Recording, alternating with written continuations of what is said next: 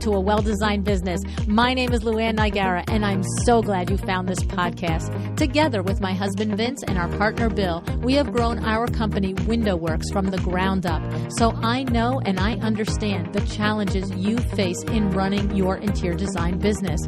I also know that your talent alone isn't enough to ensure your success.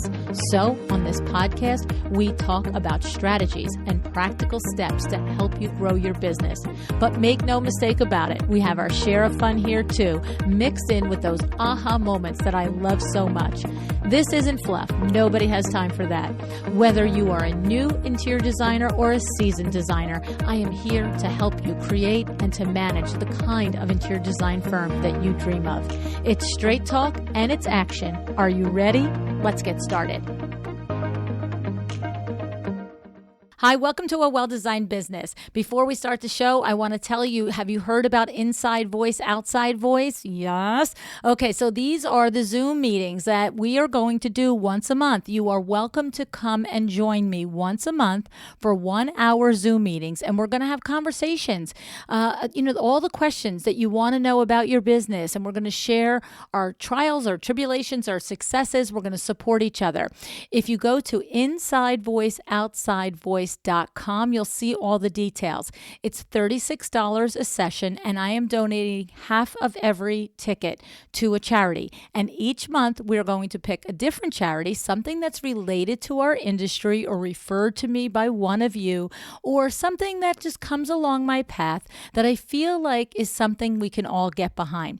This month, July 8th, so that's like a couple of days from now, if you're listening in real time in 2021, is the very first Zoom meeting. And the charity is Abide Women's Health Services in Texas, which came to my attention through a listener, Brianna Guy. So please go to insidevoiceoutsidevoice.com to get the details and to sign up and join us. Alrighty, I am so happy today to welcome Jessica Matteson to the show. Jessica is a landscape architect who had 20 years of design firm experience under her belt before starting out on her own as MLA, Matteson Landscape Architecture. Jessica has a master's of landscape architecture as well as a bachelor's in horticulture, both from Cornell University. As the primary landscape designer at MLA, Jessica works with a team to design and build residential and select commercial landscapes. Her aesthetic is influenced by personally experiencing the landscape of over 20 different countries. She's a very well-traveled lady. I know Jessica's business very well because I have had the honor for the last year of working with her through my Chairman of the Board coaching program. She's an absolute joy to work with. I totally am in love with her. And I am just so excited for you to hear the advice that she has to share that she has used in building her business along her journey. And I have to tell you, the process of what she goes through as a landscape architect is so similar to the process that you go through as an interior designer. Literally, it's crazy how in sync it is. So I'm very glad to share this very special and very smart lady with you today.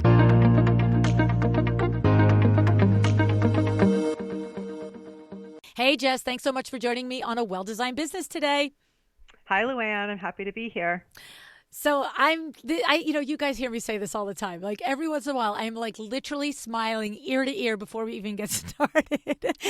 And I'm really, really looking forward to this conversation because I have just gotten to know you so well over, what is it? Are we like almost 3 years together working and coaching together? I think our first coaching call unbelievably was probably 3 years ago. I know, right? So like little bits, a coaching call here, then a pack of hours, and then the last year doing chairman of the board. And I'm really smiling ear to ear because when I have that front row seat to someone's business, it's so interesting to me in this case, for you, Jessica, I have been able to, through all our conversations, just literally discover more and more that is you that you've brought to the table into your business that is amazing.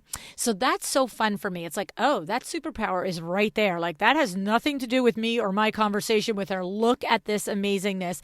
And then I also have the pleasure of listening and seeing and watching your growth and your perspective on the other places of your business that might have been little blind gaps, like, blind spots. You know what I'm saying? So it's so fun. It's so fun. And I have enjoyed it. All of our, we have a good time, I have to say. Yes. Well, thank you so much. And yeah, it's been so wonderful working with you over the years. And for sure, there were some things that were already there, but then when you bring in some of those missing gaps, they all kind of work together to have like a more even exponential effect. So it's been great. Yeah, yeah. And what I wanted to start it today, Jessica, was there was a story. It was sort of like a defining moment for your business, that you had this personal aha that turned into a professional aha. Would you set the stage and take us back to that moment? Because I think that's such a great place to start. Sure. Yeah, so I had been in the business designing and building gardens for at least 15 years. I started out with an organic design build company and then worked for more traditional landscape architectural companies, really at a really high end in Atlanta and Greenwich. And I came home one day, so I did that for many years and was super passionate about it. And then I had kids, moved to Connecticut and had kids. And I came home one day and was just exhausted. And I thought, just who cares about design anymore? I just want to be hanging out in a nice spot with my kids, having a nice time. And my next thought was really, oh, that's really what my clients want too. Aren't interested in design, hiring landscape architects for design the way that I think of it. They're looking for that same experience that I'm looking for. And so I started to think, how can what is a beautiful experience for one person is very different for each individual person. And I thought, how can I create an individual experience for my clients? And not only is it individual to the person, it's very individual to the property. And so that one thought then sent me down a whole path of sort of looking at my business in a whole different way. And it was right at that time that I started my own practice and went from there. And that's the interesting thing. Like whenever it makes sense to talk about the relationship between the interior designer, the architect, the builder, I now almost always include the landscape architect, because what I've learned from you and your business and the way you approach the philosophy of it is rooted in that aha moment that you had. It's that previously for me, and having hired a landscape architect at one point when we built our house many years ago, I didn't come to it with what would be so amazing here as an experience. I was just like, okay, so pick the plants and the trees for us that won't die, that will look good, that will give us privacy to this neighbor or whatever. And learning through you, I've said to people, you take the approach on the exterior that we take for granted that interior designers take on the approach on the interior. It's what really do you want to feel like in your outdoor space? And I'm like, never thought about that. And so I've always marveled at the way you've done that. And I think it's so cool that so many of the things that we do come from that moment of our own experience. It's like, I'm exhausted. Could I just sit in a beautiful yard with my friends, my children, I mean to say, right? Mm-hmm, mm-hmm. Yes, that's right. And, it does take a full team, and especially when you're designing a new house, building a new house, you need somebody to think about the outside piece right up front, just really from the practical standpoint of it's needed for permitting. And some of the decisions you make early on the outdoors in permitting can become set in stone. And if you don't have someone really overlooking that who's thinking about the end results, can be disappointments later on. Well, and that's the truth. To me, it's like, again, there's so many times as we've gotten to know each other and we've worked together, I have made those analogies. I'm like, wow, that's just like what we do.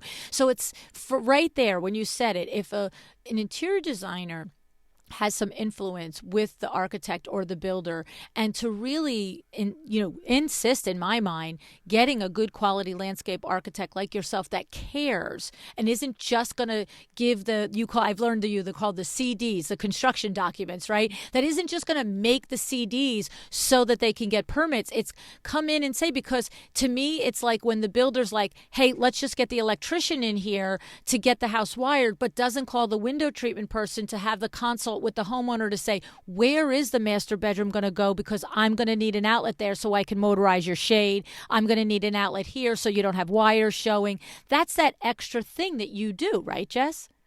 Yeah, that's right. I mean, it's just the best when I'm sure you feel this way too. When you can work with a team of really qualified professionals where everyone's bringing their perspective in during the planning process, you just end up with a much better product. You don't end up with a homeowner that has an actual landscape design that's appropriate and this and that, but now the house is done and they're like, oh, I really wish I had a water feature, or I really wish I had a fire pit. And you're like, it's sort of late for that now because I have to dig up the whole paver driveway in order to run the piping or whatever, right? Yeah, well, I would say even more than that is when, yes, that's true, but early on is when you're doing the grading, which is the sculpting of the earth. And so typically the engineer's involved with that piece. And I'm sure you've seen this where you go to a home and you could see where the septic system is because it's this really unnatural plateau that's just kind of floating out there in the middle. That sort of stuff, or slopes, that sort of thing, specifically the grading, is where I see the biggest mismatch between what a client's expectations are and their disappointment with the final product, because the engineer has a certain job, and that is functionality. It is not aesthetics at all. So if they go in and they create that grading, it's permanent. It's set in stone. You can maybe come and bring some plants to sort of try to soften it, but you're never going to fix that. Having a landscape architect on board even if it's just they come on board briefly during that early permitting, then they go away because you're taking a lot of time looking at a lot of decision making on the home at that point. There's a lot to do, but early on, having someone involved to look over that grading and just sort of bring up some of okay, let's just go through the checklist of what you want and make sure we have a spot for everything, and that there's a flat spot for all the spots for all the things that you need, because that's another thing is they don't understand that flat lawn that they have now is then going to perhaps get a big slope on it and become somewhat unusable. Those kind of things. It's just really helpful to have someone who's thinking from the aesthetic standpoint early on. Or for basically the whole landscape program early on. It reminds me of when John and Teresa Dorlini were on the show from Circle Design Studio in Washington area. Remember, it reminds me of, like, John's an architect, Teresa's wife is a designer, and he was saying, yes, as the architect, I'm going to make the house functional. It's going to look good, like it's going to be functional. But the designer comes in and says, wait a second, we only have one window on the right side of the fireplace. Why aren't we putting a window on the other side, right? And the architect will say, well, because we have pipes and this and that and the other thing. But if they're working together, it's like, okay, let's do plan B. How else can we make that elevation, right? It's in that moment before the darn house is built or before the property has been permitted, because you can't change it, is what you're saying, once it's permitted. Yep. And I remember that episode, and I remember thinking, yes, right. So yes, exactly. And it's just great. It's so fun when everybody is working together, bringing their different perspectives.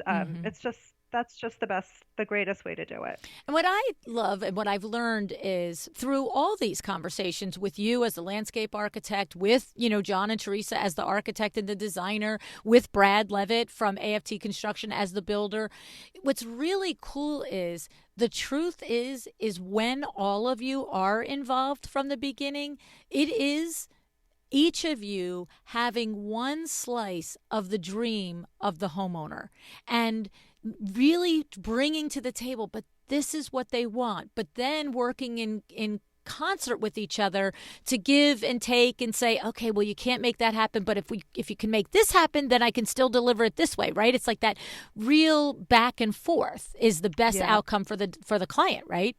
Yeah, I mean, I actually had a kitchen designer reach out to me this year and said, I would like to do an outdoor kitchen for this client, a repeat client, but I really need a landscape architect because I haven't done it outdoors before. Mm. And there was a lot of practical things that went into having essentially nothing to do with the outdoor kitchen, but to make the outdoor kitchen possible and the best thing that it could be. And so we've worked together on that. It's under construction right now.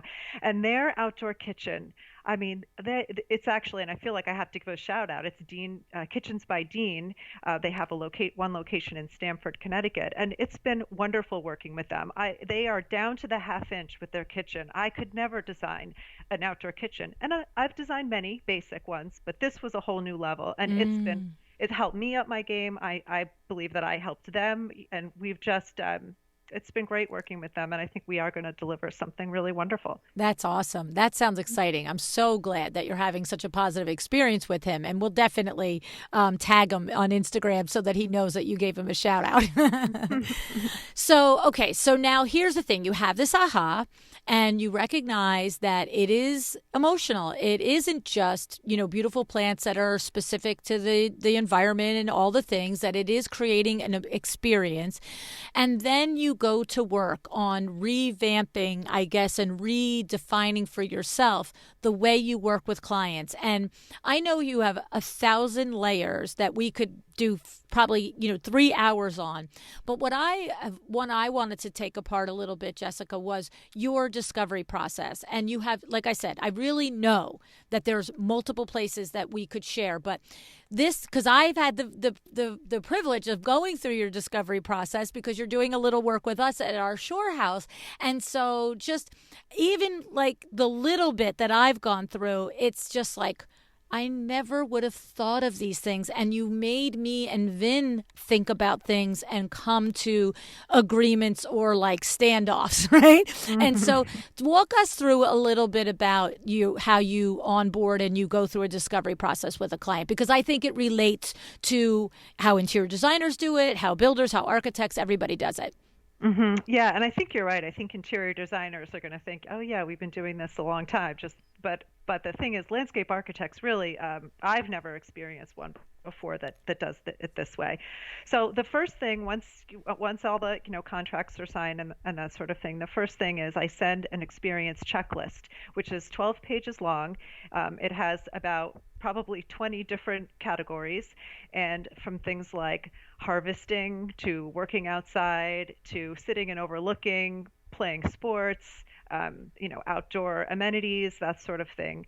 Um, so 12 pages of just a checklist of possible things you might possibly in your wildest dreams do outside. And it doesn't take long to fill out, but you go through and you just check, check, check. There's also practical things like who will be maintaining your property and how many times a year will they be there?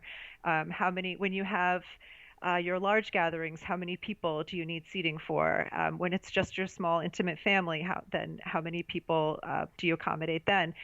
So there's, favorite colors. It just runs the gamut. And so my clients fill that out, and then we get together for a meeting. And in that meeting, I have a binder, and it's just tons and tons of photos of landscapes organized into kind of by historical genre, like classical Western or rustic or modern environmental or Zen or that sort of thing. And within each of those, there's again sort of a range, symmetry, level of rustic in terms of the hardscape. And so we just sit there together, literally just going page by page. And I say, just tell me anything that you really dislike, anything that you particularly like, just kind of call it out. And so we go through that. We go through in person their experience checklist and just have a conversation. It takes usually no more than an hour, maybe 45 minutes. And by the end of that, the thing is, a lot of people don't have the actual words to say what they like. They know what they Mm. like, but they don't know how to describe it. And so by the end, I can tell them, oh, I can tell you what you like, and I know the Mm. words to use it, what to say, and it becomes, well, so we go through that, a lot of good discussion on the experience checklist. And then I go back to my office and I make them their own Pinterest board, which I share with them. And I look specifically for images that are in keeping with what they've shown me. And it's funny because over time you can just see that they react to sort of the same things over and over. And even when I have a couple, the great thing has been then I can find the area of overlap. They may have Mm. very different styles, but I can see where they sort of agree. And my husband and I are like this. There's a very narrow range where we both actually like the same thing. So it's like we stay in that range, we're both happy. So then I create this Pinterest board that then I share with them to edit and heart whatever they like. And I say, okay, here's what we said that you like. Here's all our understanding. Let's all get on the same page. This is the vision here.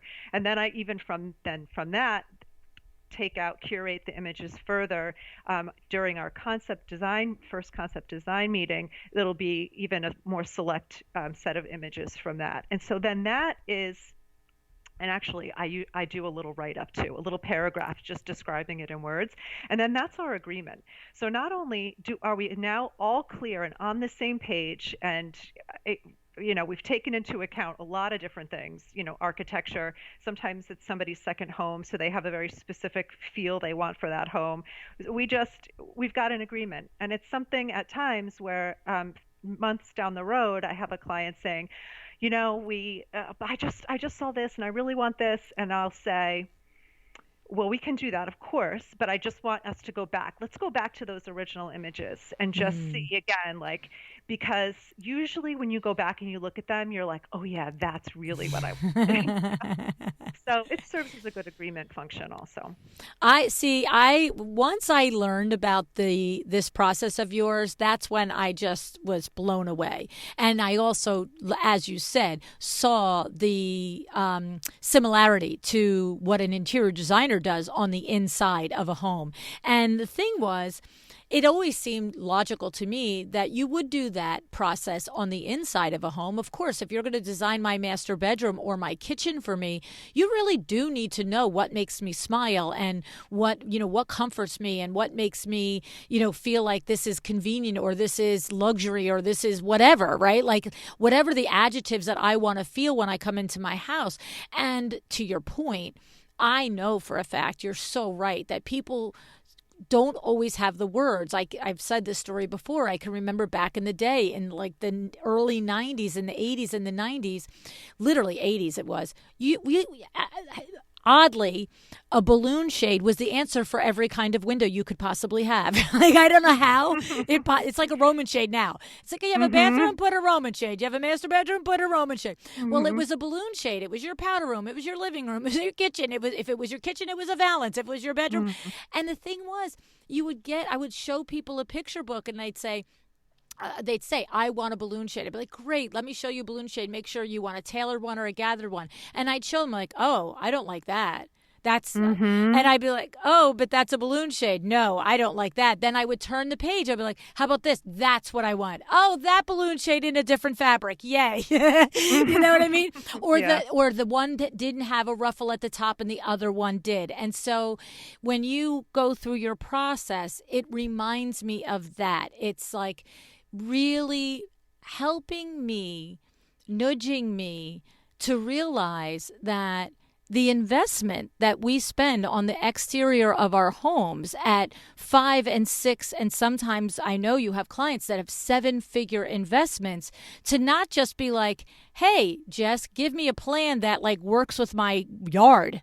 Like that just seems so silly now after learning how much you put into it from an emotional and informed viewpoint on the beginning.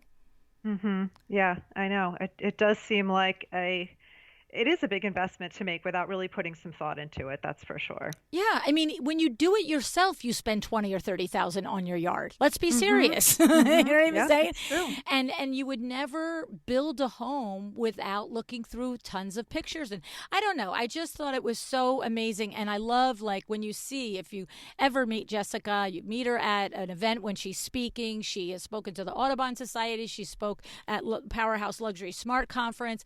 If you just make an appointment to have coffee with her and let her show you this binder of these pictures that she's got, because you'll find that, oh, I'm actually neoclassic, whatever, or I am Zen. It's crazy how it's you like this or that, that. You like this or that, this or that, that. And you get to it, right? Yeah, and you know what else I'd say, just kind of regarding the investment that's been fun since I really started to think of the experience as number one. So, I mean, if you think about the different components of your outdoor space, you could have like audio visual, there could be lighting. I mean, two really important parts of an experience is your hearing and your and your, let's see, hearing and audiovisual lighting and lighting. I'm like, which sense is that? Um, so what I've been able to do now is that instead of just saying I do plants, and so I'm going to just try to like sell you plants, it's sort of like, okay, well, let me help you prioritize your outdoor experience because we can go very minimum on plants. That there's no reason to have like a menagerie zoo of like 1,000 different types of plants here. We're trying to create a feeling and maybe some screening and whatever. Let's go basic there. If you're really wanting to have like getting together with your friends around the fire pit at night, let's put in a little lighting. What do you think about this Mm. speaker system? I've been like obsessed with some outdoor speakers lately. Really, they're amazing. And so people, I feel like I can give people more of what they're really after.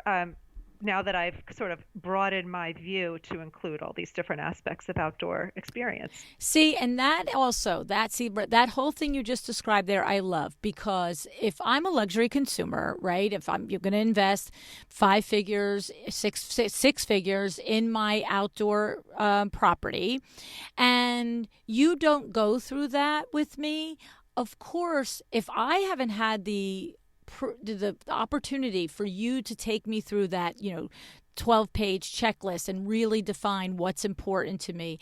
When I'm done, if I don't do that process and I don't do the lookbook with you, then I literally will you can see how a consumer can spend two, three, $400,000 and at the end of it have a beautifully landscaped property with absolutely gorgeous plants and vignettes and all the things, but then we sit there and we look at each other as a husband and wife and say, oh, we have to bring the boombox out here, like, you know what Mm-hmm. I'm saying, where even as a consumer I can see that I've been delivered a good product, but I think it's the realization of the way you bring this to the outside, the way designers already bring it to the inside. It's you help the client clarify before the dollar bills are spent what the priority is to that exact point. I might Mm-hmm. say to you, major electrical, lighting show here. I want ambiance up the gigigi.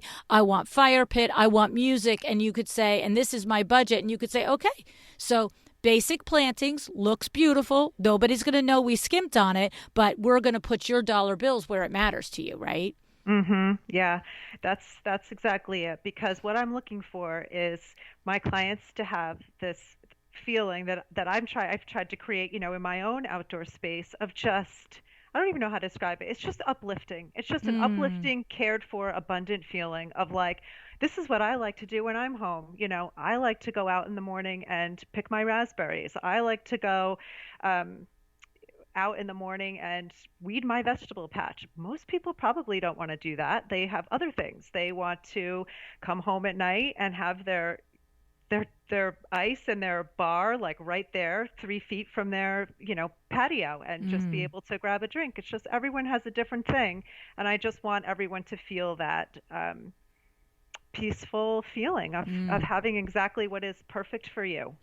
Can you recall any, the projects like before and after? So before you really delved into understanding that what you're going for is delivering an experience that's unique to every client, the difficulty, like, did it just dramatically increase? Not only the outcomes for your clients, but your enjoyment of the process. Like, tell us a little bit about the before, the way I used to do it, and the way I do it now, and the benefits of it. hmm Well, for one thing, yeah, a couple of big things come to mind. For one thing, there was always this feeling.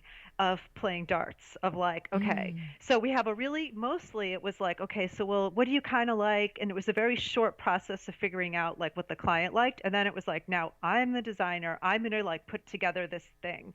And you'd show your client, and it's like a lot of times it's like it's landing a little bit flat. So then it's Mm. like, okay, now we've got to do a revision and then a revision and then a revision. So since I've started this process, literally, I usually only have one revision because it's based on fact already. And so we get very close the first time. And literally, I'd never have had two revisions. So for a concept plan since I started doing this. So that's been one thing. Um, and then the other thing is really just keeping the enjoyment of my own work fresh. I love hearing the different lifestyles of my clients. So, one lady, she loves to throw dinner parties, and very specifically, she's got a lot of different sets of china, a lot of tablecloths, a lot of vases, and she likes to pick flowers. She likes to set a beautiful table, pick flowers, um, do the whole thing. And so, that's so fun to think about. Well, okay, which way, how are your clients, how are your friends going to arrive? Are they going to come through the house? No, we want them to come, around the side and just go right to the outside. And to think about the sequencing of a dinner party and how it would be very specific to her. And it's evening, so maybe we use some white flowers which really glow in the dusk. It's just I just find that stuff really fun, and to think about how to another client, she lives very close to the water. But the funny thing was, when I arrived on site, and now I know I'm going in a little bit of a tangent here, but when I arrived on site, there was no air movement, which is not what you would expect close to the coast at all. It was just real. I just really was so noticeable.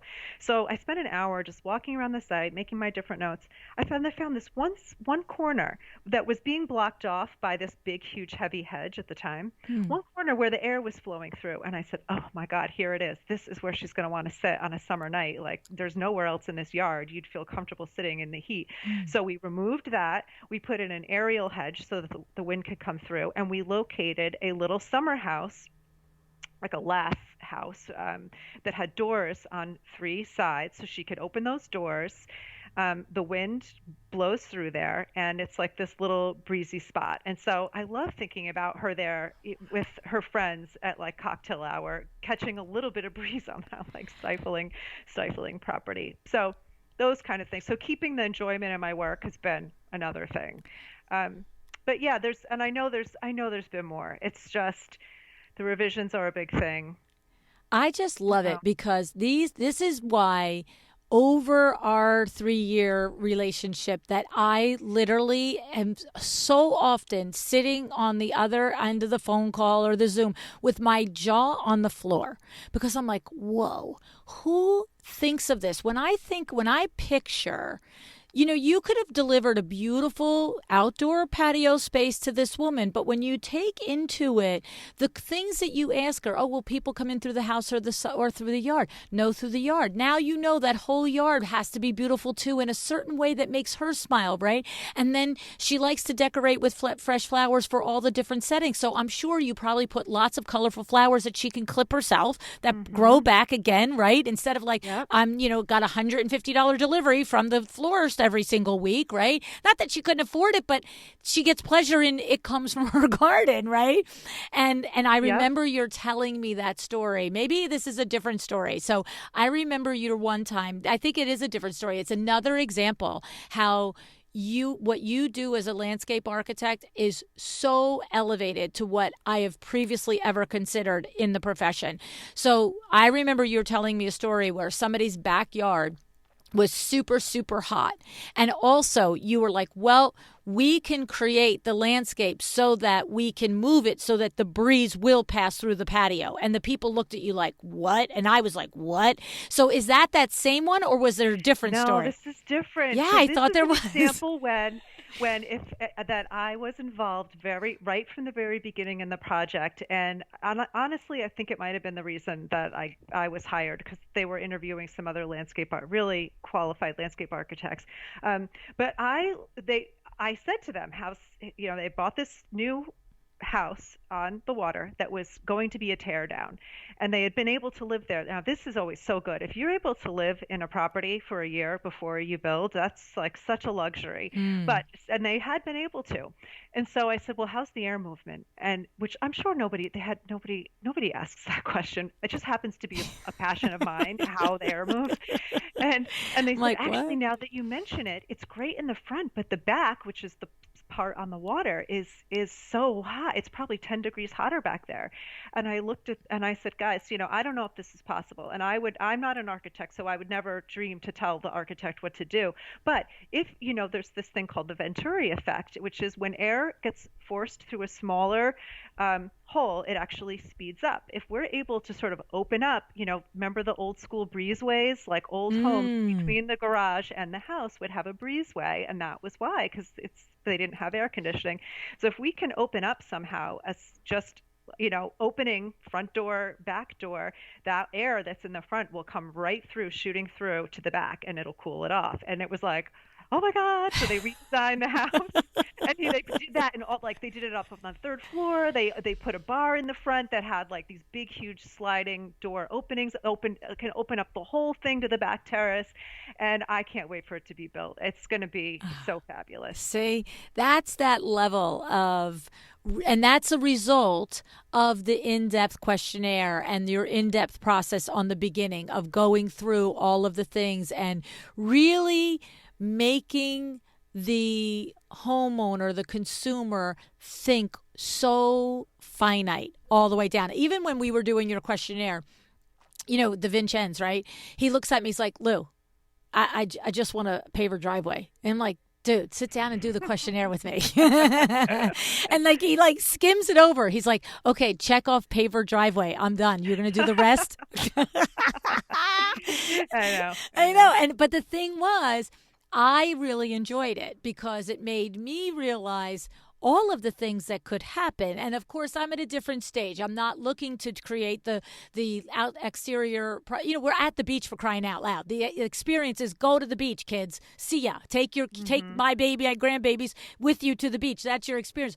But there is certain level experience that I want to have happen at the house. And you just saying all of those things, like, how many people are going to gather here? Where is it? Where is it a breeze? Where is it not a breeze? It was like, and it made me realize that I could tell you all day long, maybe I want a privacy hedge in this one spot. But I know that you're going to say, right, but over here you said you want a breeze and the breeze comes from here. So nix nay on the privacy hedge. You see, and that would never, like, how could that have happened? I would have been like, oh my God, this used to be so breezy and now it's not. And I would have been like, oh, we made a mistake on the landscaping, right?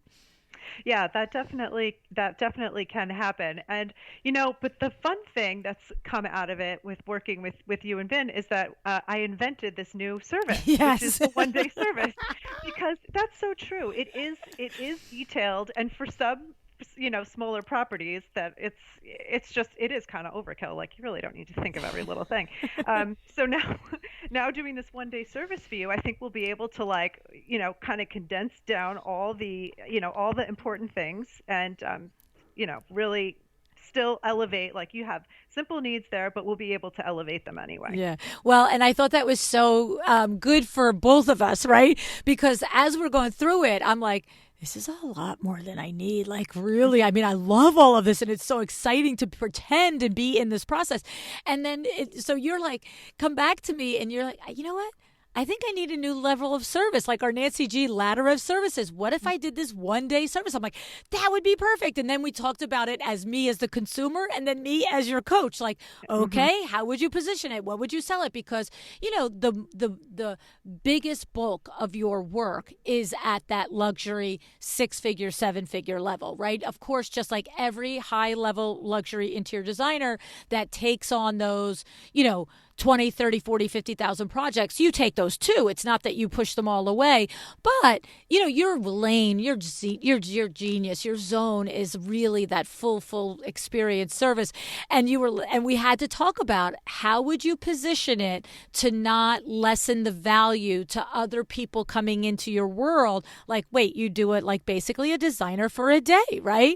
And so we talked all the way through, because again, we know from the design industry that it's possible. possible to fold these different ladders of services in and still be very successful. And a lot of times in your case and in other designers that I've worked with, we just don't put it out there. We keep it on our back pocket. And when we're in it, what we decided, right, was when you're in high pipeline periods of your business, if somebody only wants a designer, only wants a lower level service like me, you can just say, I'm not your girl. Thank you so much. This is what I do. But when the pipeline's a little like, oh, it's coming up. And I was even explaining to you, if you remember, maybe somebody calls you in July and you're like, that would be a great designer, 1 day service, landscaper for a day, architect for a day service. But I'm full till September. I said to you, you would be perfect for this. I have 2 openings in September. Like, we just put them to September. And if they stay, they stay. And if they don't, they don't, right? Yeah, exactly. That's exactly what I've done a couple of times, and I'm going to keep doing, because I thought that was the best way to do it. Just, hey, you know what? This is my month, or January. January is my designer for a day month. So, I'm here for you. Yep, we can get you ready for the spring. You can go and execute it and go to Home Depot. The Vin man can go to Home Depot all day long, and he can carry wheelbarrows all day long because that's what he likes to do. You know what I'm saying? But you still get that, that thoughtful approach that you bring to the process, which is what I'm so grateful to have. So anyway, so I love the similarities and of what you do as an interior designer. And talk to me a little bit more about, have you had situations, Jess, where, maybe the architect or the builder or the designer doesn't understand and recognize how you are that fourth leg on the table, and you've had to try and figure out that dance between, let me in, guys, I'll make your life easier. Any suggestions or advice there that you've learned throughout? Because designers are looking for the same thing. How do I make sure that the architect and the builder get that I'm on the same team and I'm going to do what you're doing on the outside, they're going to do on the inside? Mm-hmm. I put it out there, but I think I feel like maybe this is the wrong answer, but I've sort of tried to stop converting people and changing their mindset. And I really just look for people who are open to the message, who, if they've been practicing for a number of years, they're going to have run into the same problems that are out there happening over and over again. And either they think it's a problem or they don't. I still work a lot with architects who call me in at the end for planting. And you know what? I'm still happy to do it. It's like, okay, well, this is still cool. Yeah, I can fix all the problems that have happened here and accommodate. There's some architects that I just really love working with, and I do that. But I think when I have the opportunity to be involved early with these same architects that I'm thinking of, I try to just add value in those moments. It's like, okay, great, just so here's what I did. I added a little of XYZ just so that later on, blah, blah, blah. And I just leave it at that, and hopefully eventually. But I don't try to sell. I don't try to sell someone. I don't try to change anybody's mindset. I think, oh, that's just too hard for me. So I just look for the people who are sort of ready to, who can see the truth in, I guess, what I'm. I love it. I love it. That's so good. It's, what? They're out there. Keep doing good work. Keep expressing and explaining the way you do the work, and the people who value it and understand it will resonate with it and call. However, and that's not a however, and that leads me to one of the things that impressed me from the very first conversation we've ever had is you are what are probably, I don't know that I've known, I would say less than probably 3 to 5 people my entire business career that intentionally networks on a regular basis and does it systematically, keeps the lists of it, and doesn't overthink. I'm just reaching out to remind you that I'm here. Tell us a little bit about how you've approached that throughout your business career, Jess, because that's so critical to, we identified last year that I think at one point you had 8 projects going on, and we identified that I think 6 out of 8 were a result of this 3 to 5 year networking thing that you've been doing, right? Yeah. So when I first opened my business, and honestly, I don't know if it's like 8 years ago now. That sounds maybe about right, but I'm not even positive. It might be seven. I don't know. But anyway, I was my kids were still very little, and a lot of people start their business with like one project, right? Like they leave their old firm, but they have a relationship, they start a project. I was starting, I felt like at absolute zero. Mm. And at the time, it was a very strange time in my life where I was like, and I don't have any money to put toward anything. So I spent $35, printed postcards myself, printed the postcard, included some pictures of my work, wrote a note, mailed those off. And I put open my Excel spreadsheet and I wrote down the names of everybody that I sent the note to. And in the note, I said, I'm going to follow up with you next week. And so to me, that was like my little heads up, because the idea of disturbing someone in the middle of their day out of nowhere with a call, like I don't really love that when that happens Mm. to me. So I did the note, and then it's still a cold call. And honestly, at the time, especially, when you have young babies, like sometimes, like I didn't feel great. Let's just put it that way. I was probably like 20 pounds overweight. So it was very hard. It was very hard for me to I'm do this laughing, but it's not initially. funny because I know It's that not, space, right? Yeah. oh my God, You just feel like you're not really feeling hard. like your best, right? No, so I did not feel like I was coming from a position of strength, like at all. It was like my hands were sweaty, but like I gotta make the calls. I made the calls. And so I'd kept track, partly as just a way to say like I'm doing something, I guess. But, you know, uh, I got somebody said, "Okay, come on," and I asked for a meeting. That was the point of my thing. I asked for a meeting, and I had a couple people, and I would keep track of like how many people said yes to my meeting. So I'm like, okay, if I make 12 cold calls, one person will say yes to the meeting, and if I have four meetings, like I'll get one project. That was sort of like my little math, Hmm. which I did just for my own morale, like. Getting like, you cold calling people. No, I don't have the time, blah, blah, blah.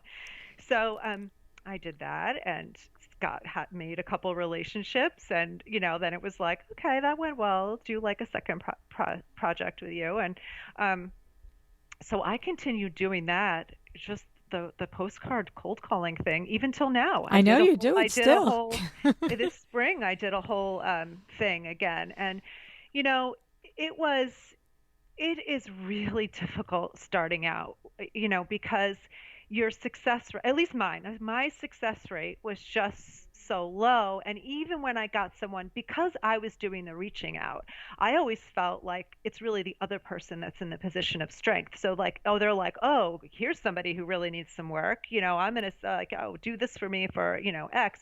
And so that's how it was to start out. And I was aware that that dynamic was there, that I wasn't in a position of strength. But slowly over time, as I had better projects to show and like better colleagues that I could sort of, I hate to say name drop because I'm not really like that, but I would say, look, and I work with this person, that person. And it's important because other people feel more comfortable knowing that their colleagues are using you over and over. So for the trust factor, it's important. Hmm. Then I started to sort of feel that the power dynamic was more like, this is what I offer. Like if like not take it or leave it exactly, but I didn't feel that I was asking for anything. I felt like I was like, I'm just here to tell you, look, this is what I'm doing, kind of thing. Hmm. And so, I mean, I wish I had known early on that I could come at it from day one like that. I didn't. It came over time, but you know what? I just keep doing it. And like, I have lunch coming up this week. I have two colleagues um, that I'm going new potential colleagues that I'll be just having lunch with, because I said, hey, would love, we'd had a couple meetings. This one, we had a couple meetings, and I'm like, hey, have you been to Southport? There's like some great restaurants in Southport, and I have some projects there we could go take a look at. Would you want to come and have lunch? I'll invite my husband, because it's mostly men that I'm working with. They don't want to go have lunch with me. Like, no, I'm like, I'll invite my husband. He does this. It'll be so fun. And so, I don't know. I keep doing that. And you're right. When we counted it up, I said, wow, over time, it's, small, small, small, but like it has grown. So. Well, and that was the thing for me. It's like I just wrote a couple of things down. You were describing your process in there of doing, and you're like, I felt the success rate was low. Like if I would send out 25, cards, maybe I would get 4 meetings, and I would get 1, 4 people would take my phone call and 1 lunch, right? But the thing is, what it is yes, maybe you send out 25 postcards. Maybe only 4 people get on the phone. Maybe only 1 person gets a lunch. But the thing is, if that one project is a $10,000 or a $200,000 project, now what's the success rate, right? Mm-hmm, it's like, what's the ROI now? It's like, $35 in postcards, 4 hours of my time, 1 hour traveling to lunch, $50 for the tab. $20,000 project. Yeah. Okay. Right. Yeah. And that's the thing. And what's funny is that what I love and I've observed about you, Jessica, is just what you said. When you first started this, you didn't feel like you were in the power position. You didn't feel physically, emotionally in the upper hand position. You were feeling a little bit vulnerable from having just had babies and not fully in the swing, having a brand new business with no projects completed that you could say, this is what I done on my own. Of course, you had had years of high level experience as part of other firms, right? But you didn't say, I feel like a rock star. Let me cold call people. But you did it anyway. And that's what I notice about you always, that you always do it regardless of how you're processing it emotionally, whether you're processing it emotionally from feeling like I need to build a pipeline, or I'm feeling like scared about what's going to happen in 6 months, or then not feeling totally confident. You still did it. And that is the lesson in there. It's just make it a task.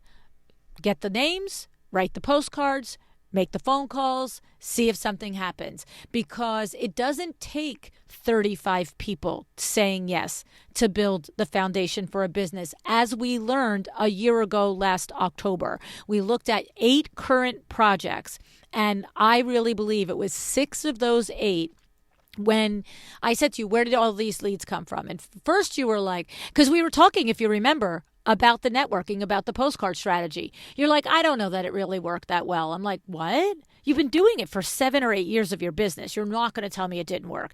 You're like, I don't know. I do it. And yes, certain things, because this is what you do. You consistently do not recognize when you have made a great success. I've noticed it about you. I'm always like, here's the mirror, Jess. Look at this is what you did. You're like, take a look again, right? And so I was like, okay, list your 8 projects. Tell me where. Well, that one was, my friend's, Sally, my last customer, Sally, whatever. And I'm like, right, but where did Sally whatever come from? Oh, that's that architect that I sent a postcard to the first year I started my business. Oh, isn't that interesting? You know what I mean? And literally it was like the 60 degrees of separation of Kevin Bacon, right?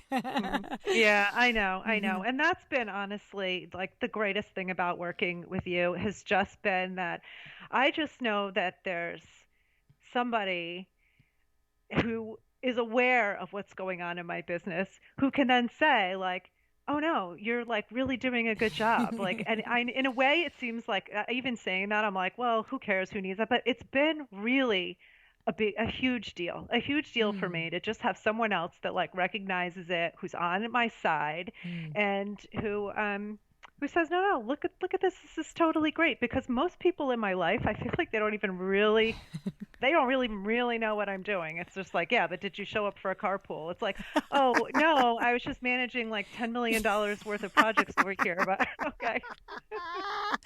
Right? I mean, and that is the thing. It's funny with all the chairman of the board clients that I've worked with, because those are the long relationships, right? It's each one has had each one has the goal of making their business better. And each one we set out the plans and the different things that we do. But it always to a one has come down to one certain thing that is the defining theme of the relationship, of the chairman of the board relationship, right? And sometimes it's consistently getting somebody to take action. Maybe that's what it is. It's like, well, you keep saying it, but are you doing it? Sometimes it's understanding, whatever. But with you, I literally feel like it's consistently going, oh my goodness, lady, you don't recognize how cool this is what you're doing. Like, you just don't get it. And I'll use as an example, for those of you listening who happen to come to the Schwartz Design Showroom in Stanford Design Center, when we had the event, it'll be 2 years ago in October, back when the world was normal, right? And we had that big event, and 225 designers came, and it was so fun. And it was the Stanford Design District sponsored it, and Alexis from Schwartz Design Showroom had the big, the big presentation that I did at her showroom. You came to that event, and you made, I know of at least one lunch date from that event. Like, that is what Jessica does. And that is what I wanted to also just bring to this conversation, is that you can say all day, I want to build my business and I do the things, but need to look in the mirror and do you do them? And, you connected with somebody there that inspired you, that you thought was an interesting person, and you reached out and you had a little email exchange, invited her to lunch. And you know what? It's the sort of thing where maybe there's no client from it this year or last year, but you've started the ball rolling. And that's the point of that 8-year tail. It's just, we say all the time on the show that our businesses are built on relationships, but you have to go out of your way to create them, right, Jess? Yeah, that's true, and that's right. I'd actually forgotten about that relationship. I need to call her again. See? But I'm like, oh yeah. But and I will also say, especially during those early years where I was, not really sleeping at night because kids up in the middle of the night, Mm. it's also about recognizing what's really the priority, and putting that first. And so getting clients, like, a really high priority. So those cold some days when I was making those calls, that was all I did. That's It right. was to start with, it was so emotionally draining to actually because I mean, literally my heart would be racing, and I don't think of myself as a shy person at all. Like, Right. sometimes maybe I'm reserved. I am not shy.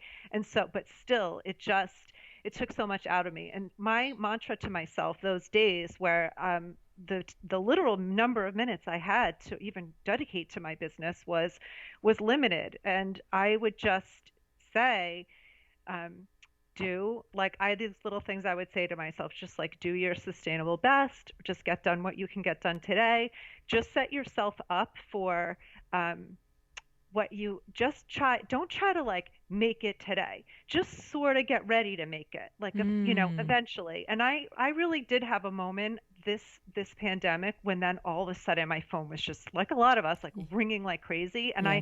I felt so vindicated and so proud of myself, which, like you said, normally it's like, oh no, this isn't good enough, this isn't good enough. But this I really did, because I was like, that was my mantra, is just like, just get ready for when the opportunity really is fully available. And that's what I did. And then when this pandemic craziness hit, I was like, oh, I'm ready. Yeah. I know enough people now. I have my system in place. I've I can take advantage of this now. And so, and that's when, if, sometimes the taking action part, like, I just think people can well, I just speak for myself. I could be really hard on myself. I know some people can. And sometimes it feels like you can't, you can't work out hard enough in one day to, like, reach the bodybuilding goal you have, like, just Mm. a little by little. And so, just get done, like, the most important thing, or, you know, I prioritize. love that. You cannot do enough of a workout in one day to achieve the body, if that's your goal, to achieve the body you want. That is so dead on, right? It's the 8 years of consistently showing up, and one day maybe you do 3 sit-ups because, like you said, that's your sustainable best today. I'm exhausted, I'm tired, I didn't sleep 3 winks last night, and I can only manage 3 sit-ups today. But maybe tomorrow I can do 10. And it's like, maybe today I can only tolerate one palm sweating, stomach, pounding, head pounding cold call today because I got to make the one and I'm going to collapse, right? Mhm, I mhm. love that, Jess. I love Just do that. one thing. Just Right. do one thing. Don't ever let yourself do nothing, Right. because the difference between one thing and nothing is everything. It That's right. really is. one thing over and over and over again. It's like compound interest. It is the biggest miracle of whatever, whoever That's said right. that. It's the That's same right. thing. Just do something. That's right. I love it because then there's the days when you are going to feel good and better emotionally, mentally, physically, financially, business wise. And maybe you make 10 calls because the first one was a great one and you're on a roll, right? But you don't Hmm. have to make 10 every day if you're not up to it. I love that. I just, these are the two components that I feel observing your business. I would say there's three components that I have observed in your business that really are the bedrock, the foundation of your success. Number one is you yourself. You are a person who will just always show up, no matter what you're thinking, whatever you're feeling. Even if you have a moment where you're like, I totally blew this, you come to the conversation like, tell me, Lou, what I should have said or could have said differently. You show up for the conversation. You don't just say, never mind, right? Number one, it's you yourself, your work ethic. Number two, it's really developing this unique personalized process that is such an insanely valuable deliverable to your clients that is just whether there is 20 other architects do it, landscape architects do it or none, you do it so well and so personal that it doesn't matter if it's unique or not, although I know it is really unique. And then the third thing is this intentional networking. It's a literal cog in your wheel from day one is making yourself make those connections. And, somebody would say, well, I had a great conversation with that designer at the event, but what would I say in an email? And you just say, I'm just going to say in an email, I had a great conversation at the design event with you. Like, that's all like what you do in that moment is I think you process it from, I know you're processing it from your business side. I know you're processing it like this could be a good relationship. This could be a good contact for me and for this designer. We probably could do some good things together. But you're also processing it from, hey, we just had a great time. Let me just say we had a great time. I would like that email. Why wouldn't they? Right? Yeah, yeah, for Yeah. sure. Yeah. For sure. Yeah. It's like you said when your goal when you first sat down with the 35 postcards, $35 worth of postcards. The goal wasn't, I'm going to get a project from this postcard. The goal was, the postcard was to get it on a phone with somebody. And that's it. It's like break the things out. Mm. Then when we get the phone call, the goal is a meeting. And when we get the meeting, the goal is maybe a referral or a opportunity to work together. But the postcard has one goal. It doesn't have the goal of getting a project. And the email to a colleague has one goal. It's just to reconnect and reinforce that relationship that was started. Not like, Hmm. hi, I met you at an event, do you have any jobs for me?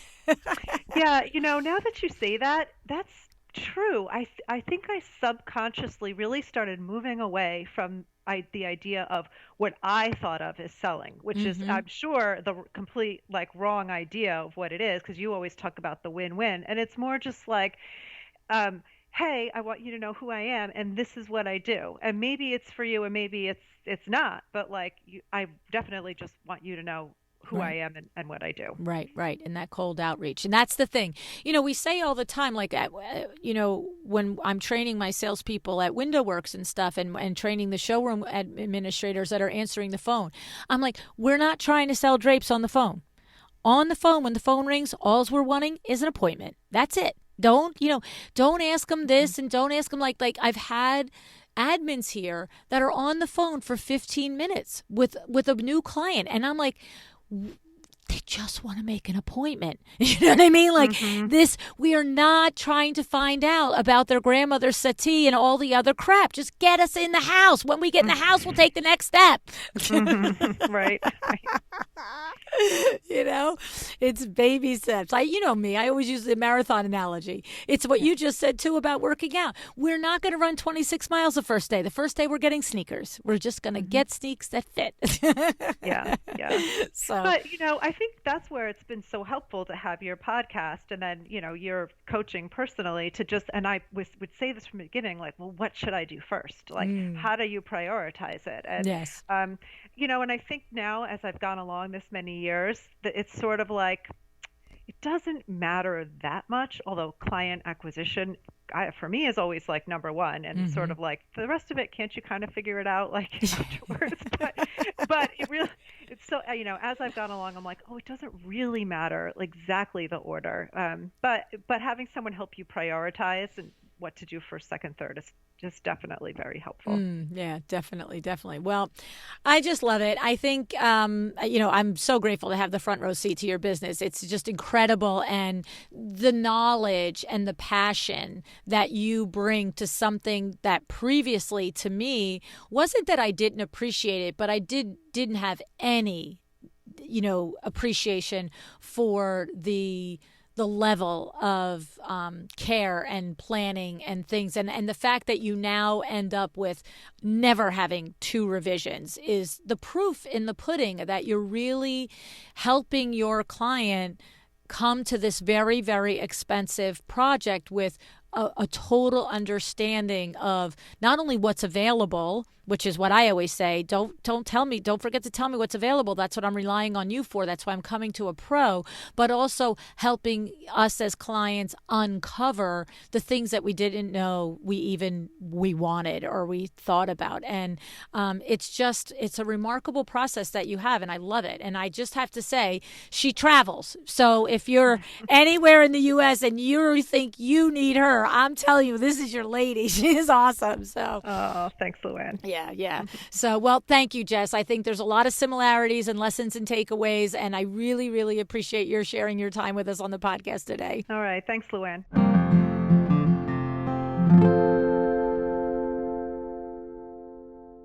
$35 in postcards 8 years ago, right? This is a strategy that we have heard over and over again. I think just a couple of weeks ago, we heard the same strategy. Claire Jefford, I know years ago, told us the same strategy. I've told you how I went around and put door knockers on people's house on my morning runs. It's that grassroots. It's when you think you absolutely have no control over how you can make your phone ring or now make your email ding. You can. Okay. And 8 years later, go look at Jessica's website, please. JessicaMatteson.com, Matteson. I mean, her work is so beautiful. And the Hillside Meadow project, tell me if you can stop looking at picture after picture, I'm just going to say. So she started with $35 in the postcards, but make no mistake, it took more than that to get to where she is today. It took showing up when she could barely muster the energy because she had just pulled another all-nighter with her children, right? It took listening and learning and figuring out a repeatable process that produces a product and an experience that her current clients love. Me included, okay? It took thinking long-term about relationship building and being intentional with her networking. It took a whole lot to get to where she is today. She was and is just one woman with little kids, not much time, and barely the money to get her business off the ground, right? But she still showed up then and now. She didn't give away to the very legitimate limitations that she was faced with at the beginning. She did it anyway. Little by little, she created a business that she's proud of, and she's doing the work she loves to do. And I have to say, it was my complete joy to watch her do her work, to see her inner element, to see her create, and to talk about the ideas. And it was really special. I really enjoyed the day that we spent together at our house. The other thing is, Jess gave us some great advice today, didn't she? This is what she said, quote, "Just do one thing. Don't ever let yourself do nothing, because the difference between something and nothing is everything." That's like a quote that should have somebody's famous name underneath of it, and we should buy it in the store and hang it in our office. Don't you agree? I just love it. Listen to it again. Just do one thing. Don't ever let yourself do nothing, because the difference between something and nothing is everything. All right? Love it, love it, love it, love it. And, she explained in the beginning, she was a lot like you might be now, or maybe you were a few years ago, where, your onboarding process was pretty quick, and it was hers same way, short meeting, determine clients' wishes before moving on, but she said it was like around and around with the revisions. And with her new process, this 10-page questionnaire, the subsequent meeting to review the binder with the binder with all the pictures in it, and then the honing of the vision using the Pinterest boards really helps create a meeting of the minds. In real life, I witnessed how it forced Vin and I to literally have the conversations so that by the time Jess was there, we were ready to work. We were ready, like we had really not put aside, but worked through 60, 80, 70% of the push points. And then we had just the big push points left that we were waiting for her input on, right? And so this process that she has now, it's very in-depth, and it takes a lot of time on her part and the client's part on the front end. But man, I'm alive. Is it just so valuable and makes the whole thing so smooth, right? And I also love how she said that when she creates that vision board, she has it for along the way, because you've all been there too. When you think everything's settled, and all of a sudden there's the clients looking at Pinterest and Instagram, and they're like, oh, what about this? And just explain. She's able to bring the client back and say, that's great, but remember we fell in love with this? And it's like, oh yeah, I did love that. So I think it's so terrific. All right. Jessica achieved success by showing up, honing her process, and by really cultivating and making her network work for her. Absolutely love it. And one of the biggest pieces of the progress that she's made in her business is her mindset toward her own worth and owning what an advantage it is for the general public, for any particular client to work with her. Okay. This is something that she has really come to grips with the last couple of years. And I'm so happy for her because she's earned it. Okay. She no longer feels that she's the lesser one in a skewed power dynamic. I love that. She no longer feels that she needs to convince an architect that she's really is key to a truly successful project. And as Jess says, I've stopped, converting people. I just look for the people who are open to the message. Again, great quote. Write it down. All right. It's such a shift she's made from the beginning of her business, when she was feeling a little lesser than, right? And feeling like that she would be perceived as desperate and needy if she was introducing herself to people for her services. Okay. Now she knows her worth, and she understands that if a potential client or partner can't see it, it doesn't matter, because she really is bringing so much to the table. And I'm sure you're the same way. You are bringing so much to the table too. And there's this little click that when you get it and you say, whoa, when I show up, so many things happen that are so much better than if I weren't part of this process. Okay. And that's what you're going for. But it takes doing all the work that Jess has done. It takes little by little really recognizing, oh, okay, wait, let me revise this. Let me make a process here. If I could relay to you some of the conversations that we had 3 years ago when we first started working together, and the difference now in the way she shows up, and I'm not taking the credit for it. I'm taking the observation of it. Just I'd be like, well, how do you do that? And she would give me a long explanation. I'm like, you got to tighten that up, lady. You got to tighten that up. You got to know how you're going to do it. And she did the hard work, and it's been really my great pleasure to watch the growth in Jessica as a businesswoman, right? So I have to say, what's hard for you right now? Okay. What are you struggling to do in your business? I hope that you will always come here and look for the things and the conversations and the resources that we are trying to put together for you so that you can make your business better. Right now, Luann University is going on. The summer session is happening. We will launch it again in the fall, and we will be doing a Power Talk Friday and High Point on Friday, October 15th. So if you're thinking of going to High Point, maybe you might think about coming in on Thursday so you can be part of the one-day coaching event. This is an amazing day. You just ask in a Facebook group if somebody has been to a Power Talk Friday. I'm 100% confident that any person that's ever attended a Power Talk Friday one-day tour will literally sing its praises. It's such a special day to get to know you in a small group. We only let 15 designers join us, and I always bring myself and 4 coaches, and so 4 experts from my Power Talk Friday books. And it is a very special day. But we are going to do it on Friday, and I know that you're getting ready to make your high point plans and make your reservations and so forth. So if you think you want to do that, then start thinking about getting into town on Thursday. Okay.